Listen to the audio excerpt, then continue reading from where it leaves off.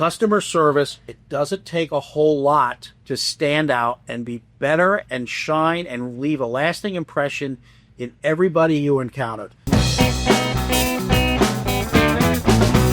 Welcome back to another episode of the Tradepreneur Show. Your host, Patrick Somers, co-host Tanya Priest.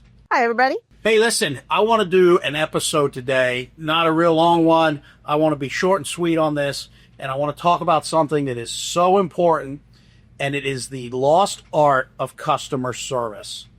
And the reality is, little things make a big difference. Customer service doesn't have to be this grandiose process and, intense thing. What really matters is the small things we do, right? When we interact with a customer. I always use the convenience store analogy because I walk into so many convenience stores and you either get nothing or you get a, hello, welcome to such and such, and it's scripted, right? Like like they're being graded. Like they have AI grading them as to whether or not they did a proper greeting. And sometimes that greeting they don't even look up. Now, again, the new thing is, and I haven't heard it now, it's starting to fade. About 8 months ago, everywhere I went, it was welcome in. All of a sudden, it was welcome. Yes. Yeah. Welcome in. I'm like, who sent the memo out to add in to welcome? Like, welcome in. And so I'm thinking, like, well, I went to Coachella and Stagecoach, which is outside. Nobody said welcome out. But I'm like, welcome in. Okay, we're adding in.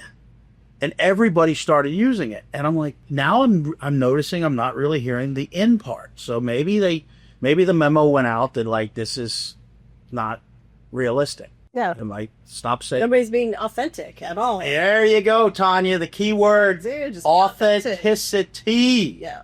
Authenticity. Right? And so how like the welcome should be like something that's actually authentic about that message that stands out. And it's not really hard to do. What if you walked in I walk into Starbucks. What if I walk in and they're like, welcome to Starbucks. And then, not in the same sentence, but maybe it's like, hey, it's a fantastic looking shirt. Hey. Right? Go above and beyond. Or, hey, that color looks great on you. Or, welcome, how's your day going so far? Right? Asking that question, not just making a blanket statement. So, that's just a simple example of how you make the difference. Like, if I went into a Starbucks, and I use Starbucks because, they're prominent. I go there regularly. And they're probably what I would put on the higher echelon of, like, it's not the AM PM. And nothing against AM PM, but you get the difference, right? You're supposed to go into this third place for your coffee. So they started writing messages on the cups, which is kind of cool. I like right? it. It's kind of cool. Yeah, I think it's pretty cool. So, and to me, that's a little thing that makes a huge difference. Yeah. Right? And some of the messages are really cool. Some are just standard, but the fact is they're taking the time to do that. And so somebody at corporate told them that. That's why they're all doing it. Imagine if somebody just did that because that was their thing. It's like Johnny the Bagger. You know that story? Remember that story? Johnny the Bagger? I don't know. I'm going to tell you that story here in a minute. Tell me the story, Patrick. Anyways, if you walk into a place like a Starbucks or any other store, retail, food, whatever, and they say, welcome, whether they say welcome or welcome in, or they say welcome in, right? After the statement, what if there was a question? What if there was a personalized comment? How much difference would that make? Right. So little things make a huge difference. And I want to talk about the company. It was Angie's List, and Angie got rid of her list, and now it's just Angie's. And that's what happens when private equity buys you. Right. Right? You make a lot of money. They're like, it's no longer Angie's List. We're Angie's. And we have crumpets and tea. So anyway, now Angie's, they ran these commercials, and they were about the trades. Right. Calling people, finding a plumber, electrician, HVAC, roof, all these different trades. And there was a couple that really stood out. And one was the comment, it was about the reviews these people left based on somebody they found on Angie's List at the time, before Angie's.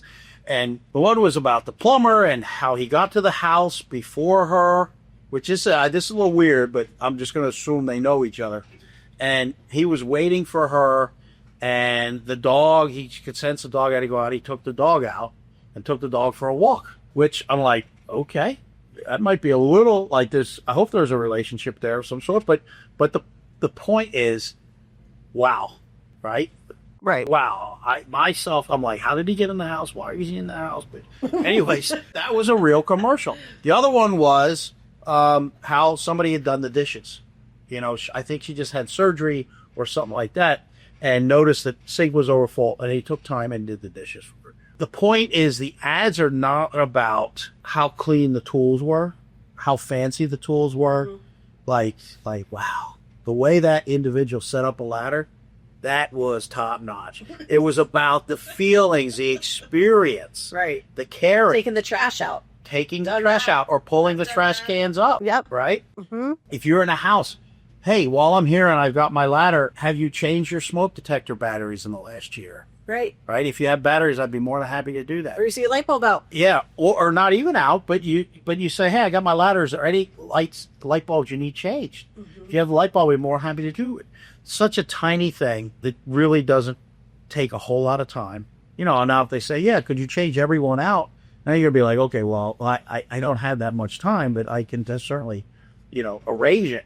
Nah, sure, it'll be $200. People aren't going to be asking that. And most people are going to be like, no, fine. But the fact of the matter is you did something nobody else Right. has, right? Right. I remember my wife's a nurse, and she had this patient. And the patient also happened to be a customer of general air conditioning and plumbing. And I got home one day and my wife tells me like, oh, Mr. So-and-so wanted me to tell you that your guys are costing you money. I said, this is an old timer, right? I said, really? Why? Well, he so-and-so came out to the house and he did a great job and he used the hose, or he didn't even use those. I think he disconnected the homeowner's hose and used his own hose. But then he's like, he connected his hose back, and then my hose, he took it and rolled it up in a nice, spiral pile or whatever. And that's nice. Yeah, and he's like, that's costing your husband money because he has to pay him to do that. And that's odd. But then he said in the same breath, he's like, but I really appreciate that he did that. Right? Yeah. And I'm like, so that's the whole point of it. But he's a guy who's looking at, like, he's the type of guy that shuts the lights out. When you make sure you shut the lights out, you don't own the electric company type, right? Right. So he's looking at it from a business owner's perspective, and like, hey, that's costing money, that takes time. But hey, that was really cool that he did that. Yeah. But that was a little tiny thing that this kid did, and it left an impact on this guy. Mm-hmm. So the customer service is, and you said it earlier, Tanya, to deliver phenomenal customer service doesn't take a whole lot, but it takes being authentic. You have to want to serve. You want to have to be the go-giver. You've got to want to be that person, and you've got to be genuine and authentic about it. Because if you're not, then it's just a process that you have to do so you can check right. off the box, right? Right. You should want to do small little things for people. You should want to, I mean, so I'll just give an example for myself. I would always go out and check to see if there was something I can do. I used to get up at attics all the time and ask them for a sponge and clean the attic access with fingerprints all over it. Like, those small little things go a long way. Were they your fingerprints? They were not, because I grease on my fingerprints. Yeah, and the point is, listen, and whether it's on the phone or it's in person, empathy goes a long way. Mm-hmm. Now, you may be saying, okay, what is empathy versus sympathy? And it's something that, a lot of people confuse the two. And I used to. And it was explained to me this way. Sympathy is you're walking through the woods and you find a person that fell in a hole, the deep hole, and they're stuck in there. And you're like, oh my gosh, that's horrible. I feel so bad for you. And you jump in the hole with them. Right? That's sympathy. Empathy is you're walking along, you come across the same person in a hole. You're like, oh my gosh, that must be so frustrating. You must be so frightened and like just stressed out. Don't worry, I'm going to get you out. Right? Right. So you could empathize with them, but then you're going to get them a solution. Right. And so we, especially on the phones, with the when somebody calls in. A lot of times somebody calls into like the business we're in, and they're not happy people because they're hot, they're cold, or they have no hot water, or there's no electricity, whatever it may be. And so you have to be able to empathize with their situation. Definitely. But then not sympathize, because now you got to go to work on getting a solution and assuring them. And that is a big part of customer service, is providing assurance, Right. and exuding confidence. And that goes such a long way in making someone feel heard and cared for and relieved that they made the right decision in choosing the business they chose, right? So customer service, again, is about the experience. What experience can you create for the customer? There used to be a time where we would go out and you would pick apples and you would get all the raw ingredients and you'd go back and you'd make a pie crust from scratch, right? And then you'd slice the apples and do everything you do, and then you make an apple pie from scratch, right? Used to be the way the world worked. And some people still do that, but not the majority. Then we evolved to, you would go out and you'd buy a pre-made pie crust with pie filling, and you put it all together, and then you bake it, and then you would call it a homemade pie, right? Not quite the same as making everything from scratch, right? Yeah, like those aren't your thumb marks in the crust. So then we evolved to, you go out and you buy an apple pie pre-made, right? And you bring it home and you take it out of the wrapping and you'd say, look, I made a pie. Right? Again. We are now at a place where it's not just about buying the pie, it's about the experience of buying the pie. Right. Right? It's about, like, just think of packaging when we get something. It's a little obsessive how things are packaged. My wife, she'll go to the department store to buy her cosmetics, right? I'm like, hey, why do you buy that from there?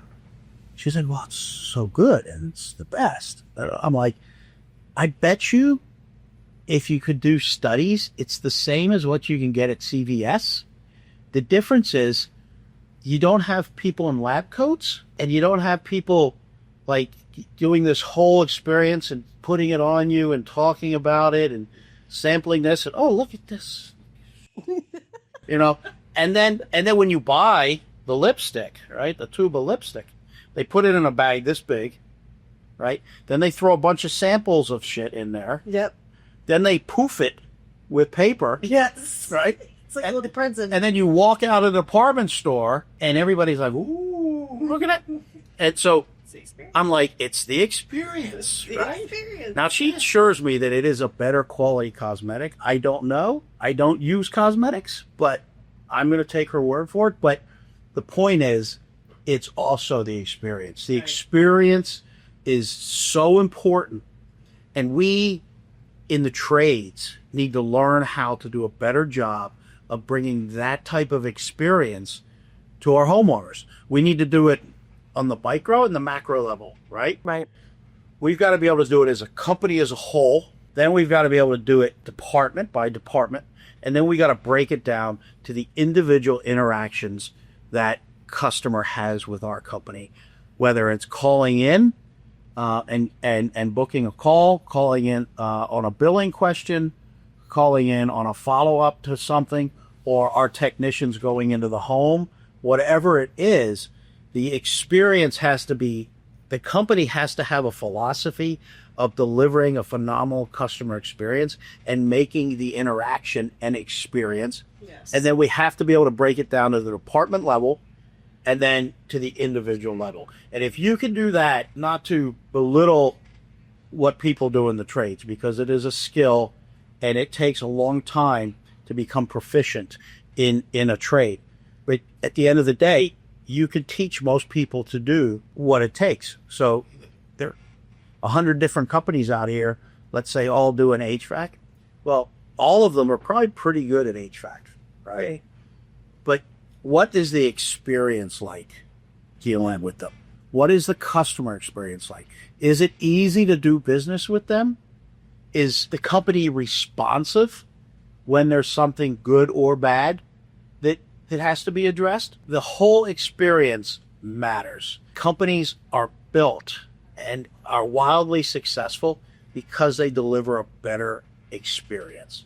And so how do you do that as the individual?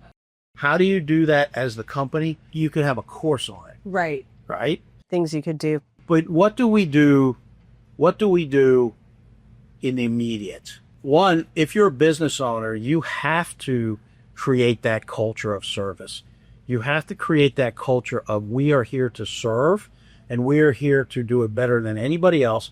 And part of doing it better than anybody else is the experience we create, the feeling we leave that customer with. A lot of that comes in the follow-up. How many companies follow up really, really well after the sale? You mentioned thank you card too. Like just those little things. I mean, that's a customer experience. Thank you card is a huge customer experience. An owner or upper manager going out and meeting a customer, especially one that's made a significant investment, is a huge customer experience point. A technician. One of the first calls I ever went on as a technician, I remember, if you're listening, his name was Casey Harrison. Real good dude. And the first call I went on with him, I rode with him the first day. The very first call I went on with him was in a development in La Quinta. And these were, seasonal people. They were from the Midwest or Canada. And they were in town, and we were doing their heating maintenance. And we went there in 2 systems, horizontals in the attic. We did the maintenance with them. We got done, and we came down, and we spent like 30 minutes having coffee with them. And this is my first call as a technician. I'm thinking like the guy that said we're wasting money because we rolled up the hose. Yeah. I'm thinking like a business owner, because I had owned businesses. I'm like, this is ridiculous. Like, we can't be, we got to go work. We got to go to the next call. And I'll never forget, he said, Patrick, I go to these customers. They request me. They want me. Their systems are going to need to be replaced. They enjoy my company, and they always want me to have coffee with them. I'm going to have coffee with them because it makes them happy. Yeah. And I was like... Ooh, just got goosebumps. Yeah. And I was like... That's pretty cool. Okay. I get that. Still not jiving with it, because I'm still thinking like... Business. I'm doing the math in my head. Mm-hmm. But I was like, okay. That's because when they do need to replace, when they do need something, they're going to call the general, and they're going to use Casey. Right. And so it was that experience, and he connected with them. So being able to connect with that homeowner and being able to really listen to them, that's a big part of it, is listening. But how do you create that experience? I say it all the time, how many take a video of themselves afterwards and send it to them? Hey, it was great taking care of your system today. Thanks for trusting me in your home. I look forward to seeing you in the spring. That's a really cool idea. But it's like, who does it? Who does it? It should be done. So right? easy. The thank you card. The thank you card. You don't have to pay postage. In general, we pay the postage. Right. You write a thank you card. One of the greatest things is, especially if they're an elderly person and they live alone and they have a pet. For anybody that has a pet, like, people will do business with you to take care of their pets before they will to take care of themselves. Mm-hmm. So if you remember their pet, that goes a long way. In fact, I'm going to tell you a story, and I don't know if I shared this story, but I was out visiting installs. This was probably 6-7 years ago. And I go to this house, and the old system, the system's like 16, 17 years old. And I said to the technician, he's doing a maintenance on this call I went to, and I said, hey, how's the system? He's like, it's running like a 16, 17-year-old system. I said, okay. I said, have you talked to her about, the benefits of replacing it? He said, no. Or he said, yes, but she's going to wait. She's not interested. She said she's fine, and, it's not important to her. I said, okay. I said, have you seen the ductwork? And this is where ride-along's coming. Even though I wasn't in the truck with him, he said, no, I haven't gone in the attic yet. I said, well, you're going to, right? Oh, yeah, yeah, I am. I said, okay, because that's part of what we do. So he went in the attic, and ductwork wasn't the best, all right? And you wouldn't expect it to be. And I said, you know what? Why don't you talk to her? Now, the woman had, like, literally probably 15, 20 cats around. And she wasn't like a cat person. Like, the house was very, meaning the house was very clean and organized. Gotcha. And she had pallets of kitty litter and cat food in her garage. Well, evidently, the county or somebody gave her, paid her, and took care of the food and everything for these cats. Oh, wow. Right? And then they try and find them homes or something. And so she was passionate about cats. I mean, you had to be, right? To, like, Have that many. yeah. And so talked to her about the ductwork and everything, and she said it does get hot some days and this and that, but it's fine. She's not worried about it. And I said, what about the cats? And he's like, what do you mean? I said, look at all her cats. Does it matter to the cats? So he literally went to her and talked to her and said, ma'am, I understand it doesn't matter to you and you'll be uncomfortable. What about the cats? She replaced her system and all the duct. Oh my gosh. Because to her, That was important. she was a single woman there by herself. She's like, to her, it didn't matter. Was it what was important to her? Her comfort really didn't. I mean, she could bear it. It didn't matter. Well, when he said, well, what about the cats? Then she was like, wow, okay. I want my cats to be comfortable. Right. Right. And so it was about knowing what matters to the individual, having the conversation in the context of what matters, sharing them with them options. And that's customer service. Yeah. That's delivering a level of experience that she wasn't even thinking about because she was only thinking about herself. Right. Right. And it was a fun install because we were in the attic. I wasn't in the attic, but the guy, I stopped out on the day of the job and spoke to the homeowner and speaking to the installers, and it was a challenging install because I had to keep the cats from getting out every time they went into the garage. But they're like, yeah, we're in the attic and there's cats. They're climbing up in the attic and they're climbing all over the attic. That's cool. Yeah, but the thing is, and she was so thrilled that she went through with it afterward. And I talked to her afterwards and she's like, yeah, it wasn't really like, I wasn't thinking about anything because it was me. And I'm like, but then when you mention the cats, and she says, and I'm really glad I did it. I didn't realize how bad my other system wasn't keeping me comfortable. And now she says, this is night or day, right? But it's how do you have the conversation? And do you speak, what do they say? You got to tune into, what is it? WIFM? What's in it for me? Oh, yeah. Right? So you got to listen to what, and that's a big part of delivering a customer service experience is what matters to the customer. Right. What matters to the customer? Whether you're selling coffee, fixing air conditioners, selling lipstick, booking vacations, how do you create that experience? How do you individualize? How do you take the concept of a business, right, up here and push it down to departments and individuals? How do you create that experience on the front line? And there is real quick before we wrap up, there is a big hotel brand here in town, and it's one of their higher end hotels.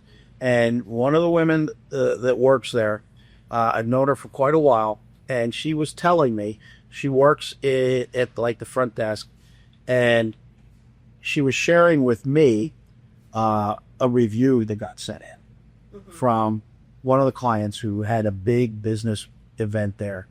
And what she did for this client, who she made it an over-the-top experience. It started out with some rough stuff because there was some confusion in the booking and everything like that. But at the end, they're remodeling this place, and it's been around for a long time. It's almost historic.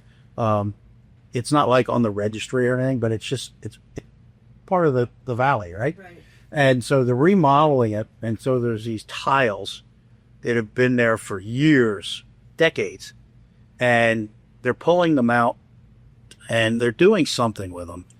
I can't remember where it was, but she went to the person in charge and said, hey, listen, can I get a few of those tiles? and I want to do something for our guests to spend a lot of money with us. So she took the tiles and put this stuff on them and put them in these bags and created like these gift bags with a piece of the hotel's history in it, and gave it to the owner of the company and some of his top people who kind of put this whole thing on, and gave it with a little thank you card to each of them. She's thanking them, right? Obviously for being customers and everything like that, but it was an over the top. Yeah. It didn't cost her anything, didn't take her really a whole lot of time or energy, but it made such the difference that it created a phenomenal review being sent in, not just like an online review, to the GM of the hotel. Wow. Handwritten. Big deal. And with the commitment that we are coming back every year to your hotel because of this individual. That's a level that everybody should want to be at. It's a level everybody should want to be at, but the organization has to be at that level. It's true. Right? Yes. If the individual's at that level and they're in an organization that doesn't embrace that, the individual will still thrive, but they're going to be limited on what they can do. You've got to build an organization that creates a customer experience and pushes it down to everybody in the organization, and everybody in the organization pushes it back up and out. And that is how you make a difference. Customer service, it's a buzzword, but I'm telling you, it is a dying art. And the fact of the matter is, it doesn't take a whole lot to stand out and be better and shine and leave a lasting impression in everybody you encountered. So listen, if you're going to go out there and you're going to work and you're going to have a career, you're going to interact, you might as well be great at it. You might as well be better than everybody else. You might as well have fun doing it. So until next time, another episode of the Tradepreneur Show. Tanya Priest, thank you very much. I appreciate you co-hosting. Thanks. Look forward to the next episode. We're going to talk about pricing yourself to the bottom and how not to do that. Until next time, be great.